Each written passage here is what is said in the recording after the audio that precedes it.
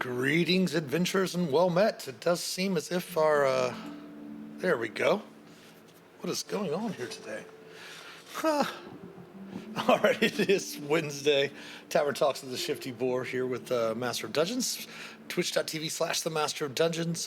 Today, for our Tavern Talks, we're continuing to do our discovery and review of the new Playtest 8 material from the Player's Handbook from Unearthed Arcana, which is playtest material for the upcoming new core books that are going to be coming out in 2024 for the 50th anniversary of Dungeons and Dragons. Again, this is all playtest material. As noted in the earlier part of the document, which we'll go back up to, we're here on page 11. It is playtest material. In order to use the playtest material, basically use all of your normal 5th edition books, especially the Player's Handbook, but any rules that are in the playtest material, use those instead of the actual rules for that particular class or ability or anything like that that are instead of. Use the stuff in the playtest material instead of those rules that would be in the normal Player's Handbook as well. So we did go over the Barbarian and the Druid last time, and we were talking about, I believe we left off right before the Circle of the Moon. One big change, of course, to the Druid that they've made, which, again, these are playtest material. It's not guaranteed that these are going to be making it into the new books, and of course you can always go and fill out the survey that actually opened, I think, yesterday or today to review any thing that you've playtested or read through of this material. You can go to D&D Beyond and check that survey to fill that out. But one of the changes that I wasn't really happy with the Druid is they made all times that a Druid Wild Shapes made all, regardless of your subclass, made it a bonus action, which was one of the biggest things for the Circle of the Moon Druid, was that the Circle of the Moon Druid was the only one that could, as a bonus action, Wild Shape. They also got access to more powerful forms, beast forms, at an earlier chance because of the whole, connection, the wild is in the Druid's blood type of thing there as well. So let's go ahead and check in to see what the changes were from the last playtest material of the Circle of the Moon updates. Looks like it says Circle Spells is a new feature that provides spells that you can always have prepared and cast in wild shape form. Huh. Circle forms now formerly combat wild shape. Is streamlined to determine your AC as a number and the number of temporary hit points gained. Because what they're doing now, I guess, is that you're gaining temporary hit points in that, because it used to be you turn into the beast, like if you turned into a bear, you would have that bear's hit points. And when you lost all those hit points to the bear, you would turn back into your normal form, whatever your hit points were prior to that. And then, of course, any excess damage that you'd taken in that bear form or that beast form would transfer over to your character's normal hit points, which it does seem that has been changed in the new playtest material to where you're actually just getting temporary hit points in that form, and then all the other points go to your normal hit points from what it looks like. So let's check out these circle spells. Now, you can cast these spells from this feature wire in wild shape. So, even though at higher levels, while using wild shape, you can cast spells in beast form, which is their 18th level ability. Now, it looks like they're giving, hopefully, this is for all the circles, but it might just be the special ability because of the Circle of the Moon. I don't know, but man, they just give everyone cure wounds.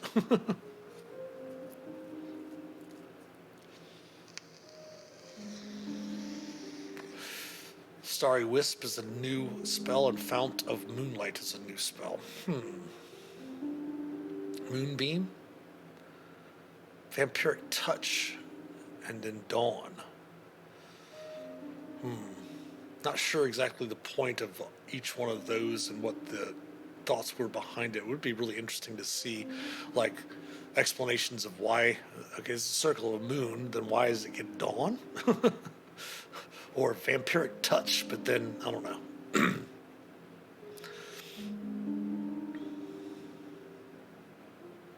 Circle forms. Okay, you learn ancient techniques that allow you to channel lunar magic when you assume a wild shape form.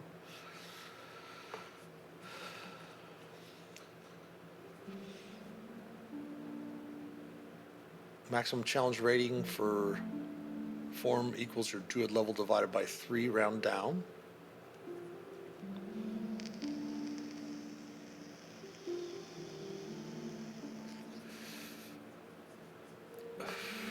So let's go back up. It's been a couple of weeks. Let's go back up to the wild shapes and see again. Okay.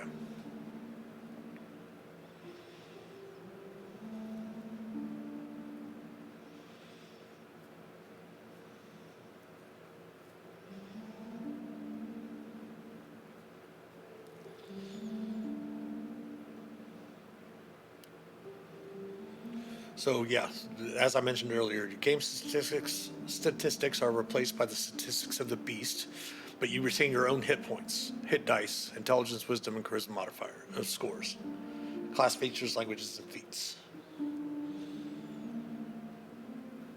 You also retain your skill and saving throw proficiencies and use your proficiency bonus for them, in addition to gaining those of the creatures as well.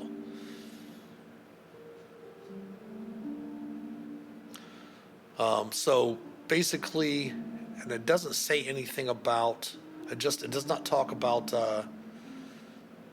anything about losing the shape. It just talks about, it's just basically kind of changed the whole setup of how wild shape works now. So this obviously is a bonus that they're getting for the Circle of the Moon. As your moon spells, and then you also get more temporary hit points. Instead of equal number of temporary hit points equal to your druid level, you get a number of temporary hit points equal to 3 times your druid level for a moon druid. And of course the AC changes.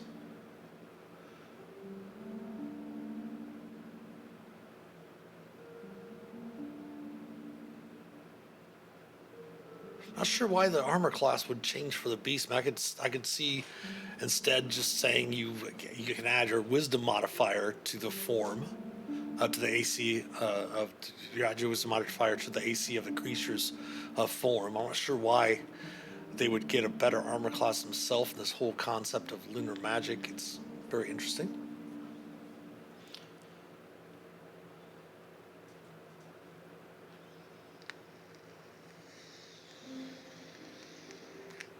Now, again, as I mentioned, a lot of these are just playtests, things to playtest to see how they work, because some of them might get added into the Moon Druid, some of them might not.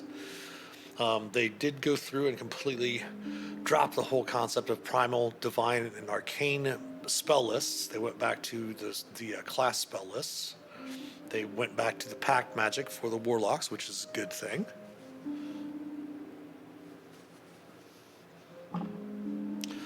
Level 6, improved circle forms. While in wild shape form, you gain the following benefits. Each of your attacks in the wild shape form can deal on its normal damage type or radiant damage.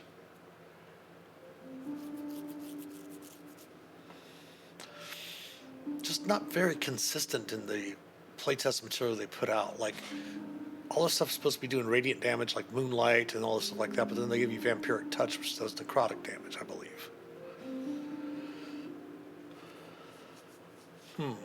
Interesting.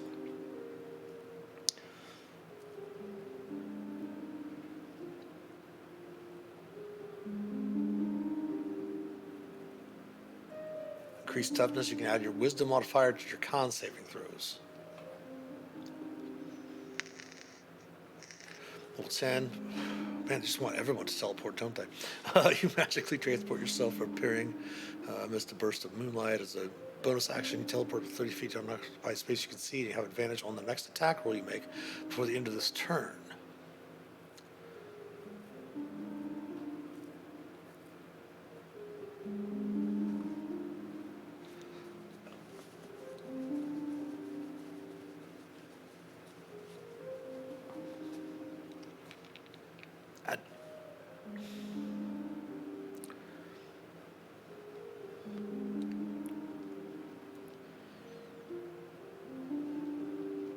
That's just level 10? Oh, it's okay. There we go. 14, lunar form. Gives you an extra D10 radiant damage to all of your attacks in wild shape form. Whenever you use your moonlight step, you can also teleport one willing creature. Creature must be within 10 feet of you. You teleport to an unoccupied space you can see within 10 feet of your destination space.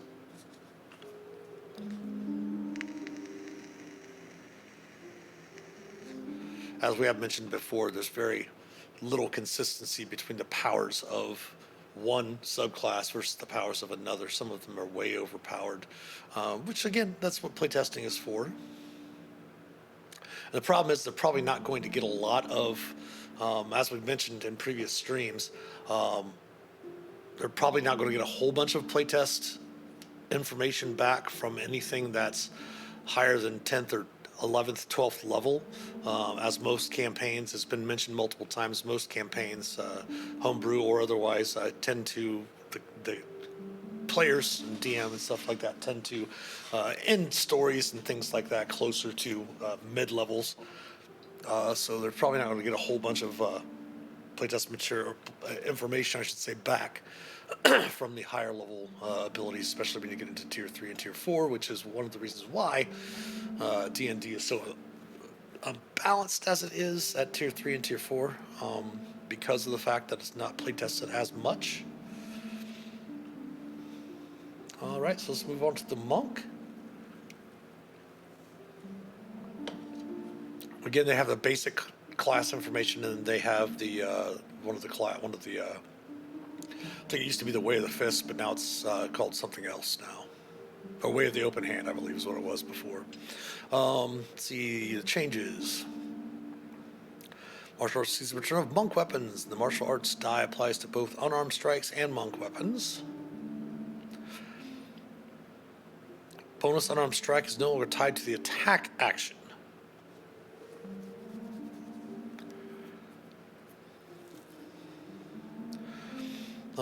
Dexterous attacks now allows you to use your dexterity modifier in place of your strength modifier when setting the saving throw DC of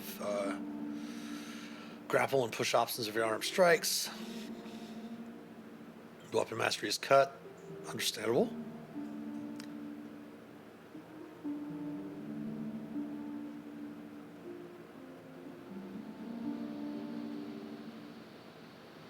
Sure why they stopped using key and went to changing to discipline points. I don't think using the key points was anything. I mean, I really don't get to say what people are offended by, but I wasn't sure if it was something that they thought was culturally inappropriate. Maybe.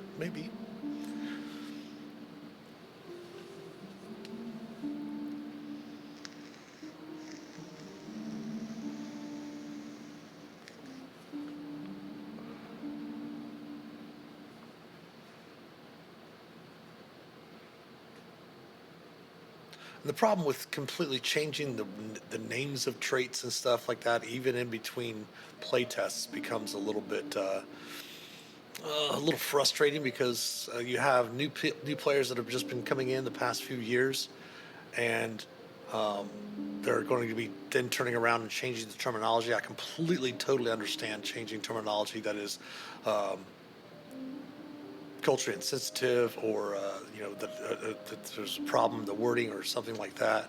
But changing things just to, I don't know. It's just interesting to see when they do this multiple times, like deflect attacks instead of deflect missiles. So now it works against melee attacks. I could maybe see that.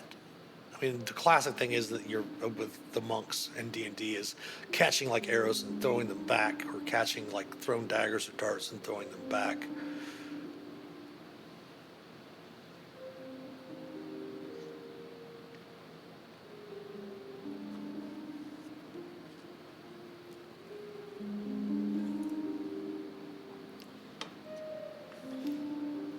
That's interesting. That I kind of, just from, again, this is all initial reaction. I have not read any of this. When I'm finished with the PDF, we close it down. I go back and check the video to see where we were left off on the last stream. But yeah, I can actually see where Stunning Strike would be dealing a little bit of force damage if the creature succeeds on the saving throw, because that is wasting discipline point for trying to get the stun. And then if they make the save, then you just basically lost the point for nothing. I can see adding a little bit of force damage. Heightened Discipline, new feature that increases the effects of Flurry of Blows, Patient Defense, and Step of the Wind.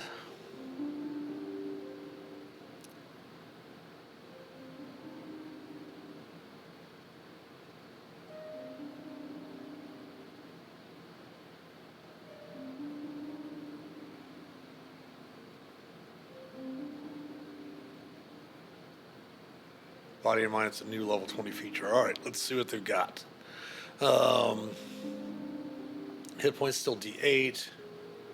Hit plus your con at first level. Max hit points is normal. Or your average plus your con when you level up.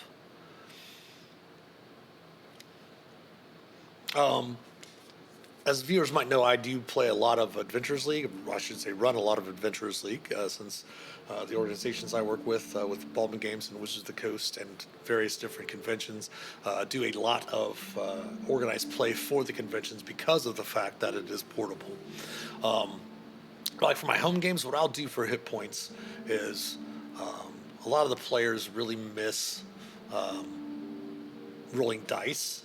Especially for homebrew games where you roll your stats, you don't use point buy, you roll your hit points, all that stuff like that. What I'll allow the players to do is they can take the average, or they can roll for their hit points, and then if it's lower, their dice roll is lower than the average, they can go ahead and take the average instead. That way it gives them a chance to, get a few extra hit points if need be. That's for homebrew, I should say, not for the organized play.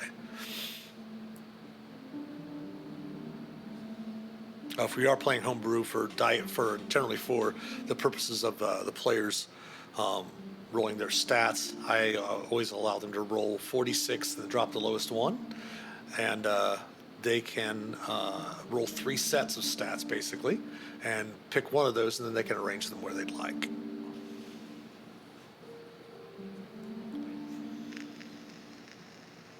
And it talks about if you want to do multi-class, all of that. All right, let's see what we got here. Martial arts. Your practice of the martial arts gives you mastery of combat styles. Use your armed strike and monk weapons. Simple melee weapons, martial weapons that have the light property. A lot of the changes, too, is that they have to keep in mind that when there's been published in other books, when they've published something like in Tasha's or Fizban's or anything like that, where they might have newer books that have come out recently that have monk subclasses in there, they'll definitely need to make sure that they go. And the same thing with Druid and all of the Barbarian, pardon me, and all of that. They're definitely going to have to go to make sure when they finalize all of these that they still match up with those other subclasses that aren't necessarily going to be updated in the 3 core books. Because from what I understand, they're just doing the 3 core books, very similar to how they did Monster Manual 3.5, Dungeon Master's Guide 3.5, and the Player's Handbook 3.5. It's probably going to be most likely a 5.5 type of situation.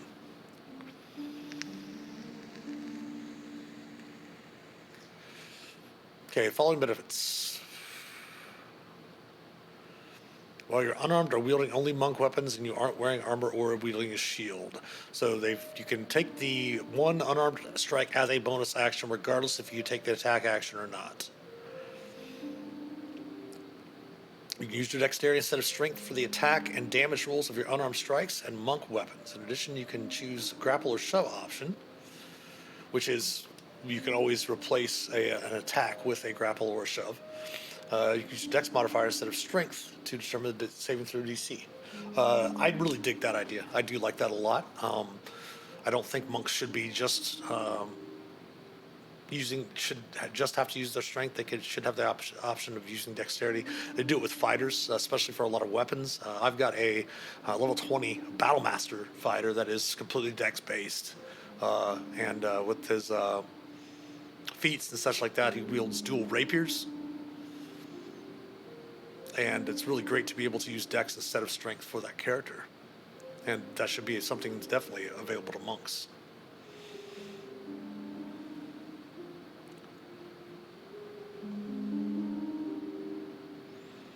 I'm going to scroll back up here to double check because I used to think that the monk die early on used to be a die 4, but I think it's changed to a die 6. I might be remembering from a different edition.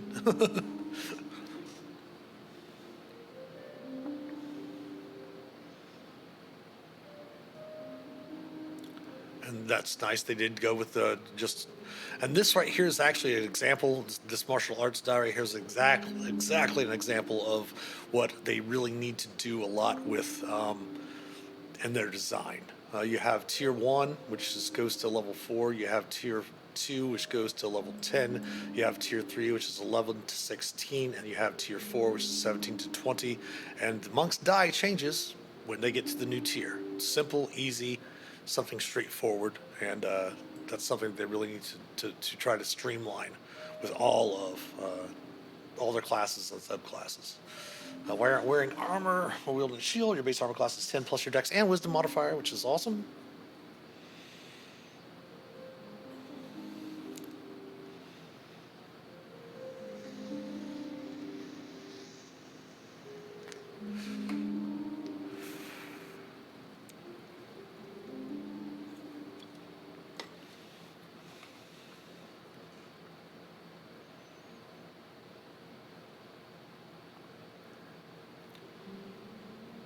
This is interesting too because now they're changing some of the stuff. Like Step of the Wind, I thought was a higher level. I think Patient Defense was too, if I recall. Like I said, Monk is one of the least played classes, which is why I really love the fact that Design Lizard in our Sunday night streams is playing a monk, Ascendant Dragon Monk, I believe, which is great because we get to explore more monk abilities, especially once the new books come out. It'll be fun to see what changes a little bit for them. But yeah, Flurry of Blows they get early, but Patient Defense and Step of the Wind usually are a little bit later, but now it looks like they get them automatically at second level. You only have 2 key points too at second level, so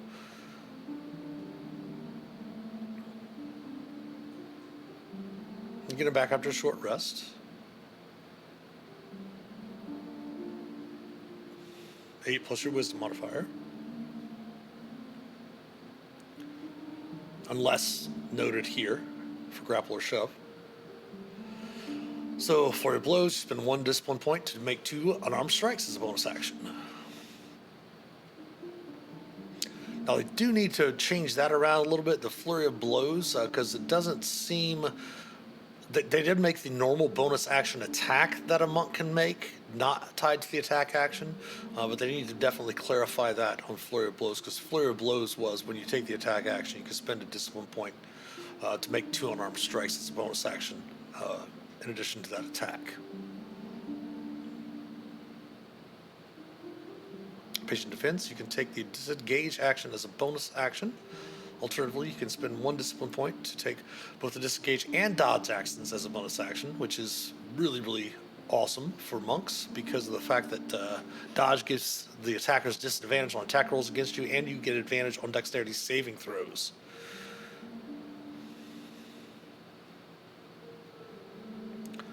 Step of the Wind. You can take the dash action as a bonus action. Alternatively, you can spend 1 discipline point to take both the disengage and dash actions as a bonus action, and your jump distance is double for the turn. I thought Step of the Wind used to be a, yeah, well, maybe you can, okay. Jump distance is doubled, still you can't jump farther than your move allows. But it does give you the dash action, so you're taking an additional movement, so you could, if you could jump 30, then you could jump 30 again.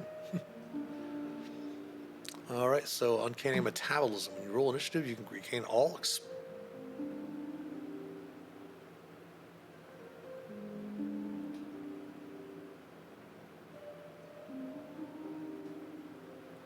Interesting.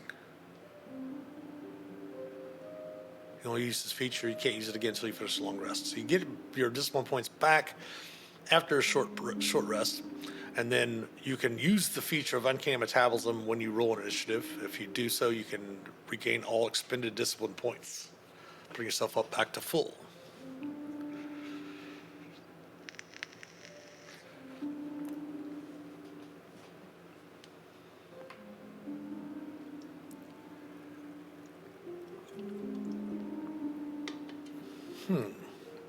Definitely see a lot of people playing monk rogues in the new edition. Which is odd that I haven't seen that many. I mean, I'm running games as a dungeon master for hundreds of people a year, and I haven't seen a monk rogue, which is very interesting.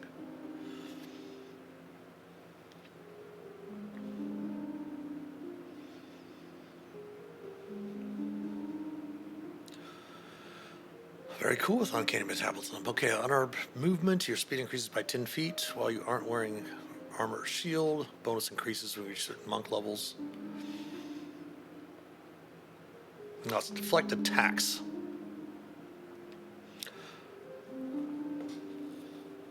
Use your reaction to deflect melee and ranged attacks against you that deal bludgeoning, piercing, or slashing damage. When you do so, the total damage you take from the attack is reduced by die 10 plus your dexterity modifier plus your monk level. If you reduce the damage to 0, you can spend 1 discipline point to redirect some of the attack's force. If you do so, choose a creature within 5 feet of you.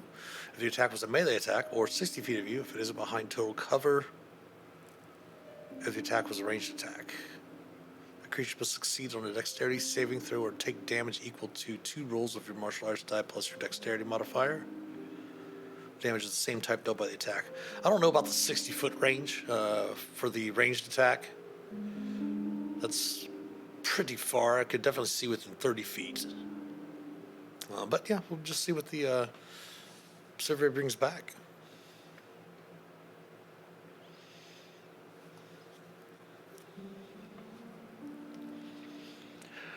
Plus, I mean, the damage for me is a little interesting because if they do get a dexterity saving throw to kind of, I guess, dodge it or whatever. But I mean, if you redirect a dart that does like a D4 and send it 60 feet away, and then it hits someone, and if they fail their dex save, they take 2d6 plus your dex modifier is pretty interesting.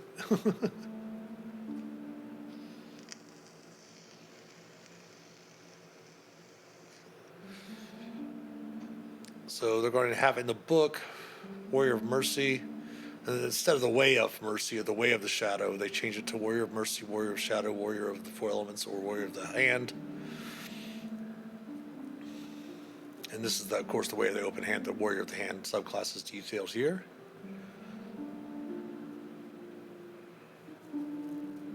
Of course, you get your feat at level 4, slow fall, extra attack whenever you take the attack action, level 5 still. So you get your stunning strike at 5th level, con save.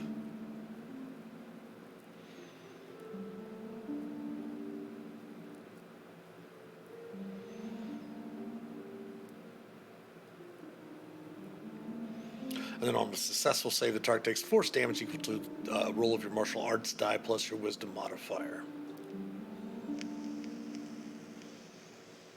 What would really be interesting for them to do is, like for this, where you get 2 dice of your monk's die, things like that. If they were to incorporate some stuff very similar to how the Battle Master works as a fighter subclass, where they add your martial arts die, ends up adding into damage here and there instead of just being there for your unarmed attacks. Adding more of stuff like this on certain things.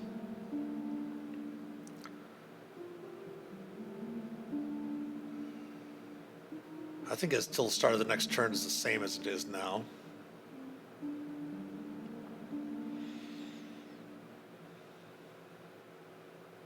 I like the Empowered Strikes ability, yeah.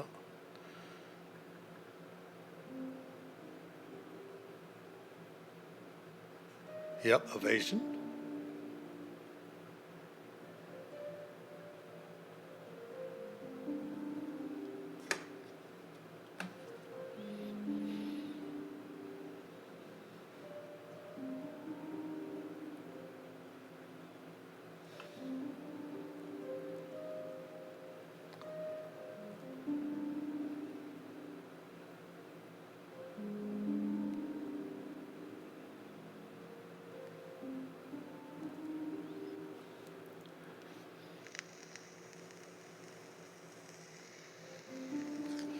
Heightened discipline.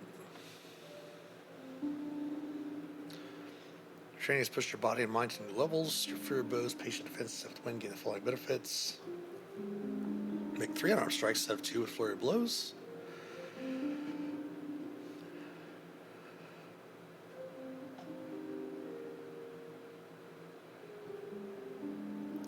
And that's like the, again, like the inconsistency of what's the arbitrary number of it being you gain a number of temporary hit points equal to 2 rolls of your martial arts die.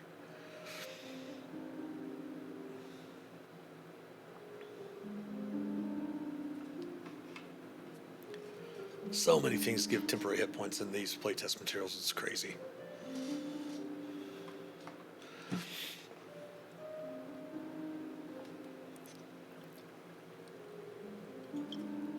That is something very important for DMs to explain to, especially to newer players. I mean, even experienced players still don't get the concept of that temporary hit points don't stack. If you have temporary hit points and you gain more temporary hit points, you only gain more temporary hit points if that amount that you gain is higher than the temporary hit points you currently have. And as the rules are now in 5th edition, once you complete a long rest, you lose all those temporary hit points. Which is why, like, if you watch our stream on Sunday evenings for our Fandelver and Below the Shattered Obelisk stream, the NPC cleric that is playing with that travels with the players, we did put the NPC in there to travel with the players since one of our players was unable to continue, and they were playing a Twilight Twilight Cleric, and the Twilight Cleric has the ability to put up an aura that at the end of the turn, each player's turn, they get a number of temporary hit points equal to a die 6 plus the cleric's level, which is why you'll see them watching that stream will help understand how temporary hit points work in the current system.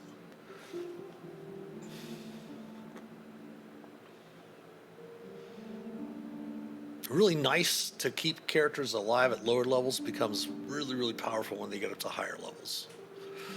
And then Step of the Wind, when you spend a discipline point to use Step of the Wind, you can choose a willing creature within 5 feet of you that is large or smaller. You move the creature with you until the end of your turn. The creature's movement doesn't provoke opportunity attacks. It does definitely allow you to get like a wizard out of harm's way, things like that.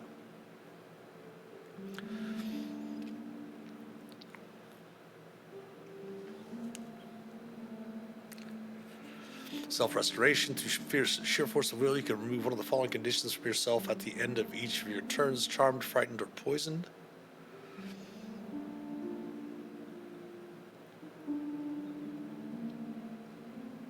In addition, foregoing food and drink doesn't give you levels of exhaustion.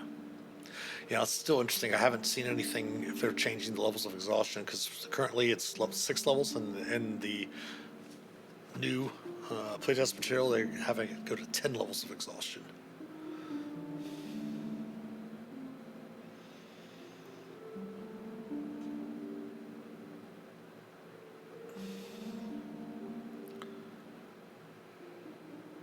You can now use your deflect attacks feature against attacks that deal any damage type, not just bludgeoning, piercing, or slashing. Deflect energy. That's interesting. You could be able to throw a firebolt, I should say, back at the caster if you wanted to. Now, see, that's what I was saying. Like, for example, the first deflect energy, you can do it within 30 feet for ranged attacks, and then at level 13, you could like put it up to 90 feet or something like that, because you've been training all this time to once you get to level 13, you can do it, throw things a little bit farther.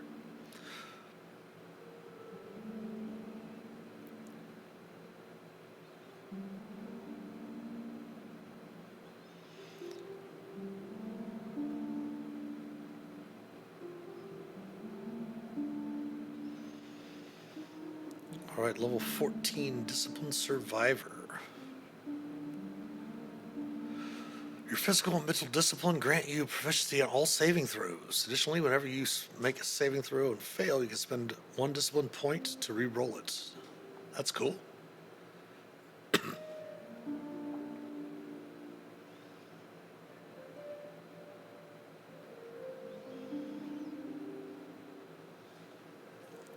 And see, again, an arbitrary number that's, not really a reasoning behind it. Like when you roll initiative and have 3 discipline points or fewer, you regain expendable discipline points until you have 4.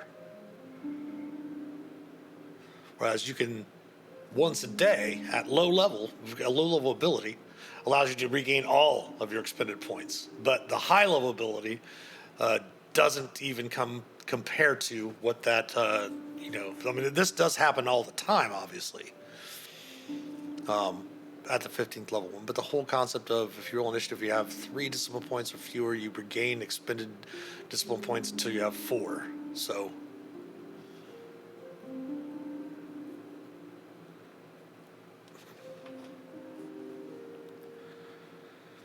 Spirit defense, at the start of your turn, you can spend 3 discipline points to perfectly bolster yourself against harm for 1 minute until you have the incapacitating condition. During that time, you have resistance to all damage except force damage.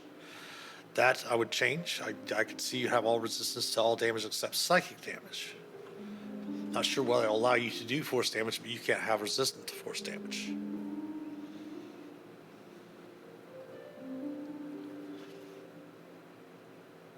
Level 20, you've honed your body and mind to new heights. Your dexterity and wisdom scores increased by 4. Your maximum score for those is 26.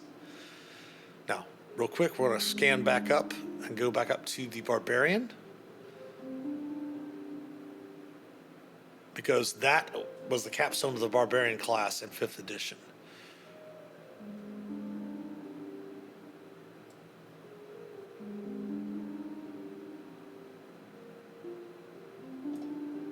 Because it was strength and con for the Barbarian, so they've basically given that to the monk as well. All right, interesting. I'm going to check something out here. I'm going to go ahead and see. I'm going to go to the player's handbook, and I'm going to look at the monk and see what the monk, because I can't remember what the monk's capstone level 20 ability used to be.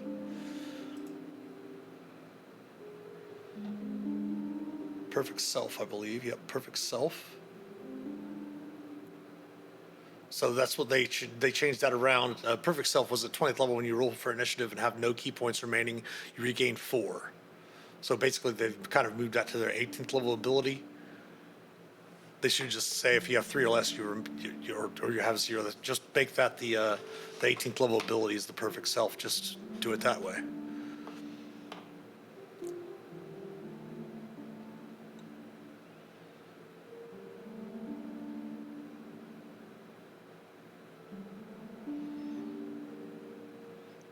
And Empty Body was the ability of the 18th level one, which was you could spend 4 key points to become invisible for 1 minute. During that time, you also have resistance to all damage with force.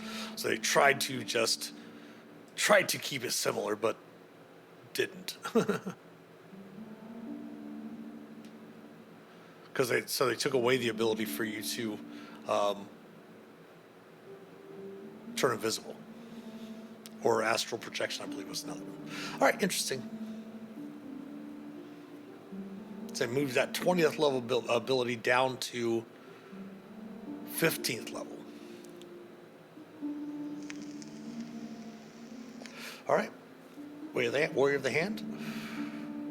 Updates and changes. Open hand technique now has the Addle option to prevent creatures from making opportunity attacks and no longer requires a saving throw.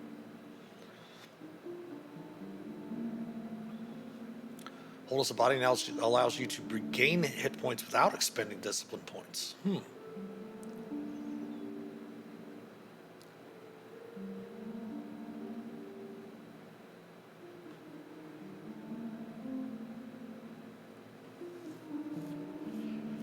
At least that now allows you to take the Step of the Wind option alongside other bonus actions.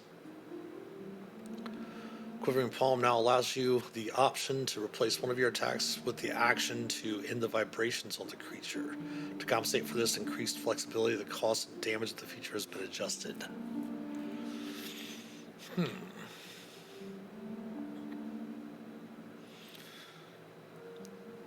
Whenever you hit a creature with open hand technique, whenever you hit a creature with an attack granted by your flurry of blows, you can impose one of the following effects on the target. Addle, the target can't make opportunity attacks until the start of its next turn. Push, target must succeed on strength save. push. You push it up to 50 feet away from you, or dex save for the prone condition.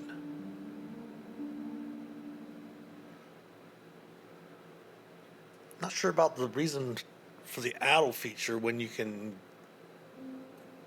because of the step of the wind, it's basically allowing you to not have to use your step of the wind to get your disengage, because the addle actually makes it to where no one, you can't make any opportunity attacks against anyone, which is interesting.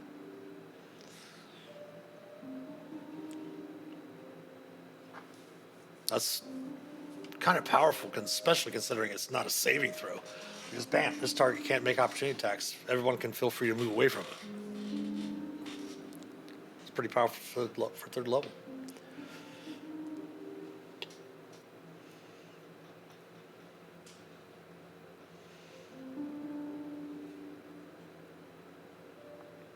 Characters stumbling somewhere where they're not allowed to, they shouldn't be going, and then all the monk has to do at level 3 is flurry of blows on the big ogre, or the small hill giant, and bam, nobody can take out. It can't take opportunity attacks, so everybody can run. No saving throw. Interesting. All right, level 6, wholeness of body. You gain the ability to heal yourself. As a bonus action, you roll your martial arts die. You gain a hit points equal to the number rolled plus your wisdom modifier.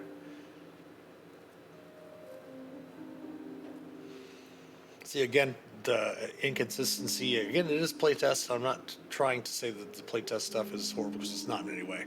Just talking about, mentioning things. Like sometimes they'll say you can use this feature a number of times equal to your proficiency bonus, and regain all expended uses when you finish a long rest. And now they're going back to the wisdom modifier, or ability modifier, which they really should stick with just the proficiency bonus. You use this feature a number of times equal to your proficiency bonus. That's it. Don't bring stats into it, because they're wanting to always make it to where they're always talking about wanting to, which is interesting to me, but they always want to seem to make it a level playing field for whatever class you're playing, blah blah blah. And if they just make it the proficiency bonus, it's not going to hurt or hinder. Like, say, for example, you have two monks that are playing. One has a wisdom of 16, one has a wisdom of 12. That person with a wisdom of 12 is not benefiting from the feature as much as the person with a wisdom of 16. However, they're both level, 7. They both have the same proficiency modifier. So that's one of the reasons why they should change all of these subclass features and stuff to just your proficiency modifier, and not have your stats come into play at all. Your stats already play different bonuses for the core of the character anyway. Really should take them out of the traits that the features that the characters pick up as they gain levels in their subclasses.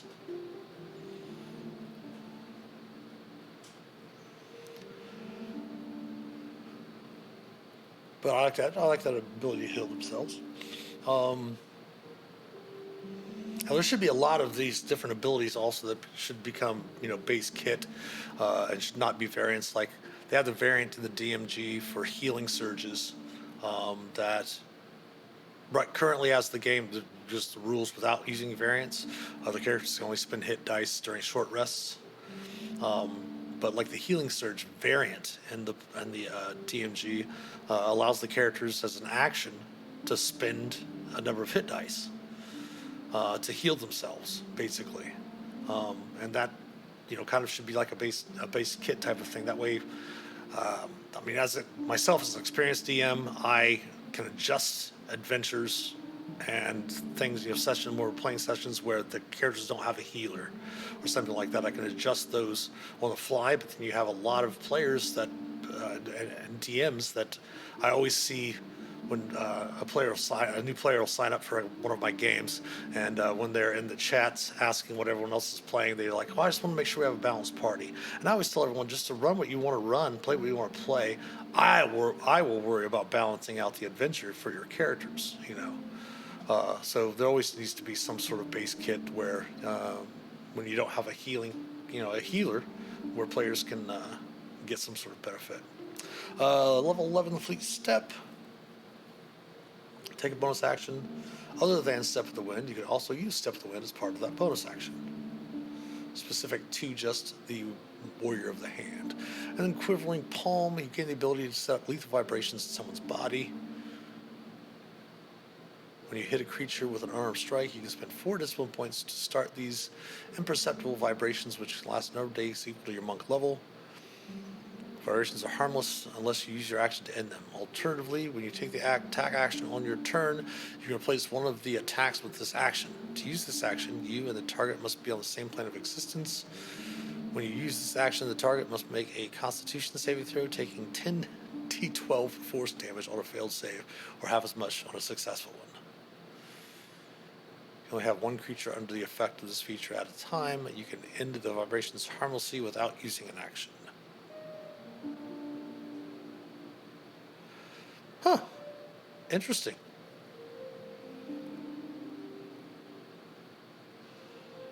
Alright, we're going to move on to some spells. Like I said, it is all playtest material. Those are just, some of my initial reactions to seeing those abilities. I don't mean for it to sound as if I'm complaining about certain things. It's just, you see, the inconsistencies when they're doing the different subclasses. It's almost as if their team that's working on these are almost working independently of one another instead of all working together with an outline of this is like a template in a way, very similar to the way that I'm saying this because when they create cards for Magic and such like that, they have templates that have specific wording that they've had and put into place after years, and obviously they take little adjustments here and there as they go, but it'd be really great for them to come up with a template for, here's the template for the fighter class, here's the template we need to follow for all fighter subclasses. To be honest, they need to have every subclass for every class, like even for wizards and for clerics and rogues, that you get specific abilities at these levels as that class, and then that's the same for every class, and then for the subclasses you get like abilities at up to 13th or 14th level, but every class gets it at the same level. Just that type of template thing. Again, that's just my idea. Alright, for spells. Since the last playtest, Conjure Animals, Conjure Celestial, Conjure Elemental, Conjure Fey, Conjure Minor Elementals, and Conjure Woodland Beings have all been redesigned to differentiate them from the summoning spells from Tasha's Cauldron of Everything, which will appear in the 2024 Player's Handbook.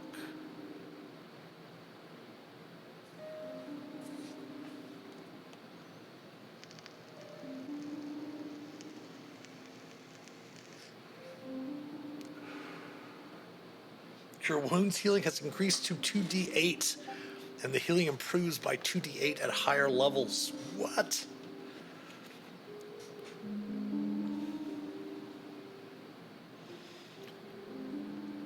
Fount of Moonlight is a new 4th level spell for bards and druids.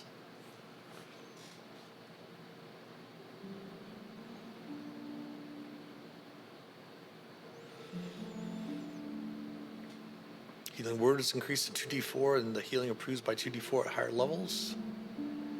Mass Cure Wounds now heals for 5d8 instead of 3d8. Mass Healing Word now heals for 2d4 instead of 1d4. Power Word Fortify is a brand new spell for bards and clerics. And Starry Wisp is a new cantrip for bards and druids.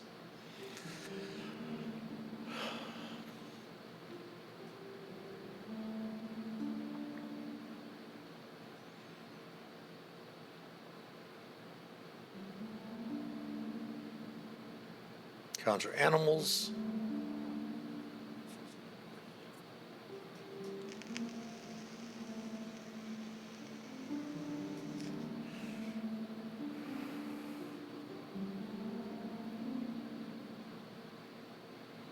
Swarm, a large swarm of spectral animals. Swarm lasts for the duration. Choose the animal form of the spirits, such as wolves, serpents, or birds.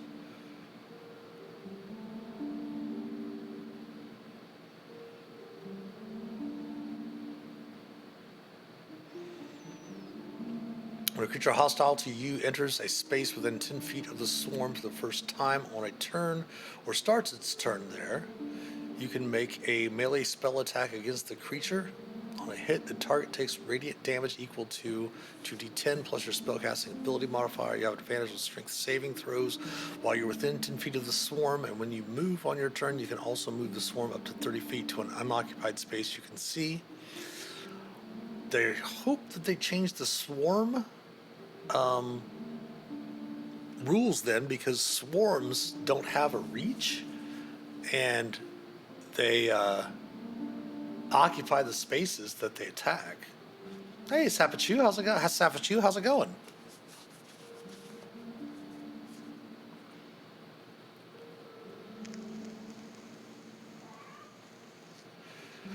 Just reviewing some of this changes for the new Playtest 8 for the Player's Handbook.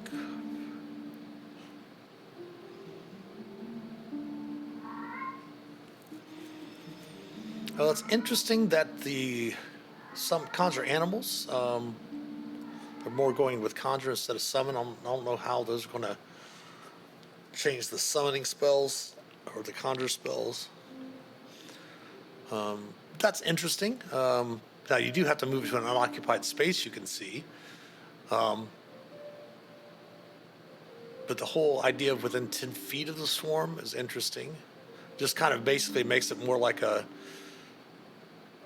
hey, it's a flaming sphere, you know? Except for the fact that you cannot have them have an attack like a flaming sphere. You know what I mean? A flaming sphere you can conjure up, and if they start their turn there or in their turn near it or whatever, then on your turn also you can slam it into somebody else.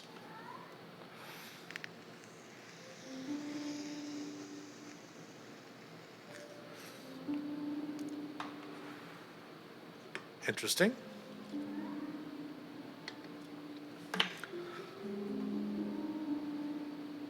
So protective, conjure celestial, level 7 cleric.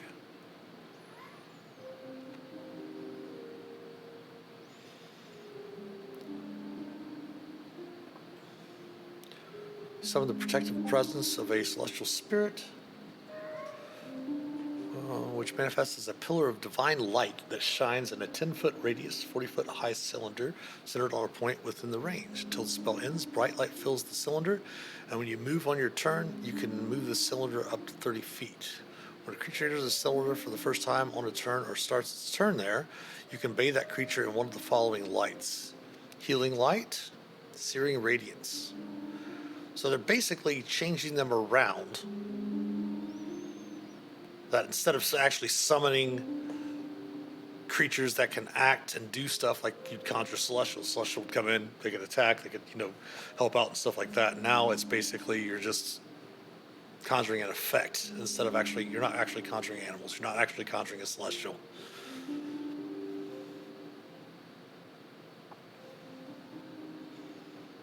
$40 12 hit points plus your spellcasting modifier.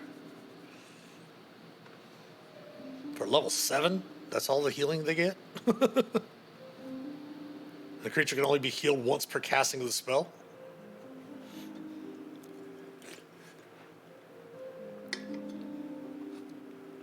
I mean, you can have it, it's a 10-foot radius, so you can move it on to all your companions and heal all of them for 40 12 plus your spellcasting modifier.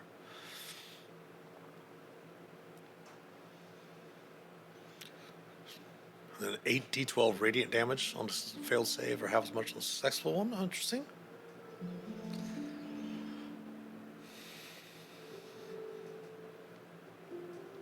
So at level 8, it'd be 5d12 healing and 9d12 radiant damage. And level 9 would be 6d12 healing and 10d12 radiant damage. Interesting.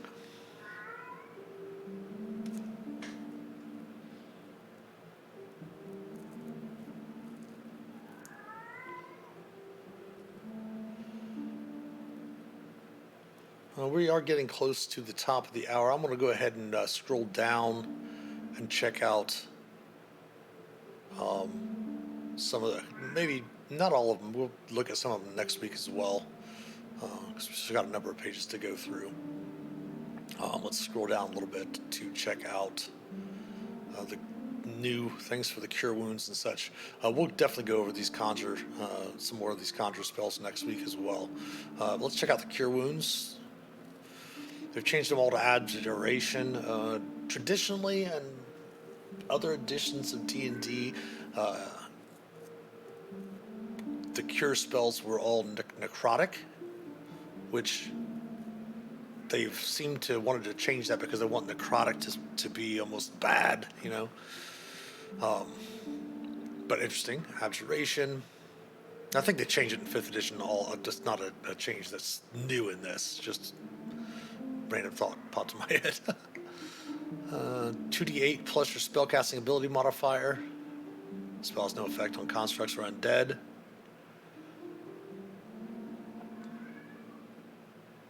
Whew.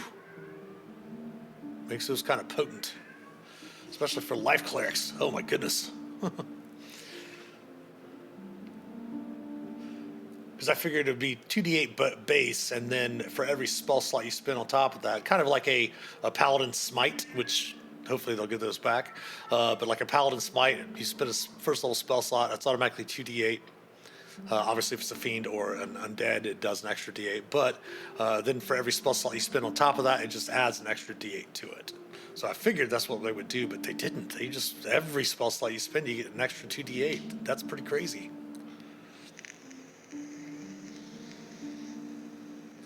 Especially when you have a Circle of the Moon Druid who can cast a Cure Wounds spell while they're in their wild shape because it's on their circle spells.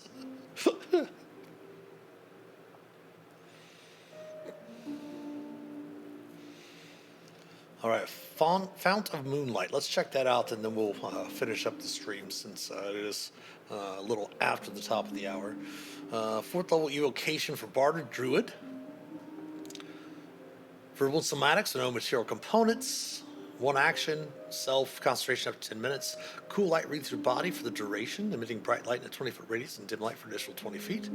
Till the spell ends, you have resistance to radiant damage, and your melee attacks deal an extra 2d6 radiant damage on a hit.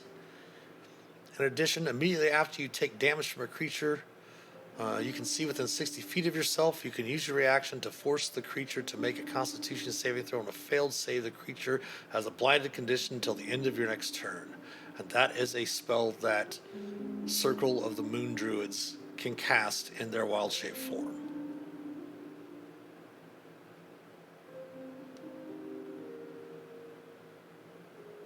Pretty interesting. I definitely would want to see that in playtesting in action just to see if that's. I mean, I could definitely see it being fairly powerful, and not necessarily too overpowered for a Circle of the Moon Druid in wild shape form, dealing extra 2d6 radiant damage.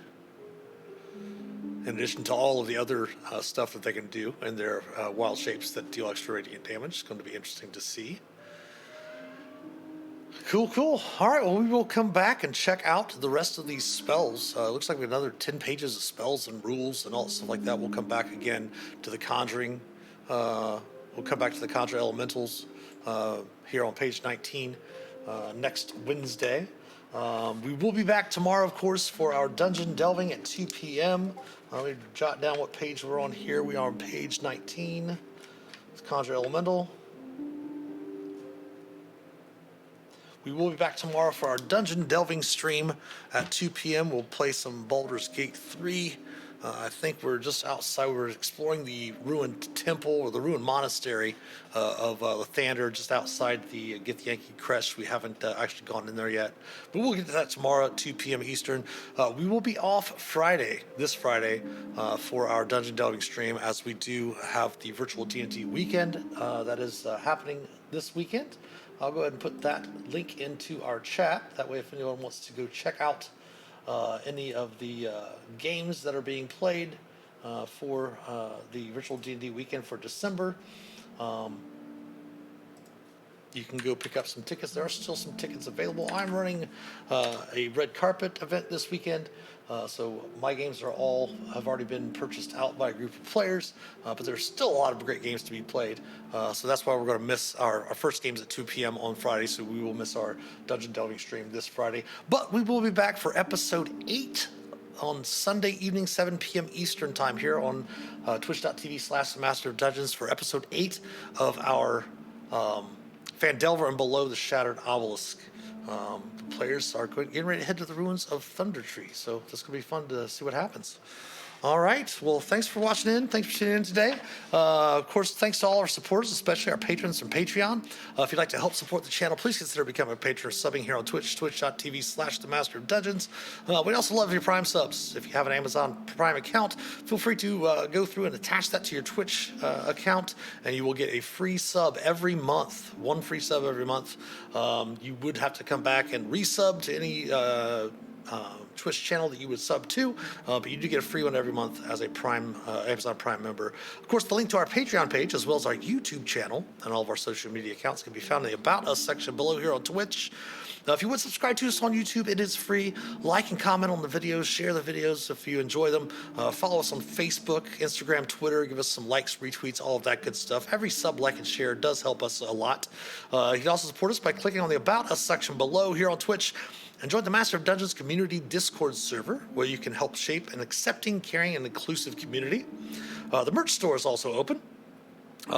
We have a number of t-shirts on there, a hoodie, some ball caps, some glassware as well, pint glass, and some coffee mugs. Definitely check that out if you're interested in supporting the channel. But yes, thanks for watching today. Hope you have a great rest of your day. Have a wonderful weekend. Hopefully we'll see you tomorrow as well for dungeon delving. But until then, take care, and as always, happy adventuring.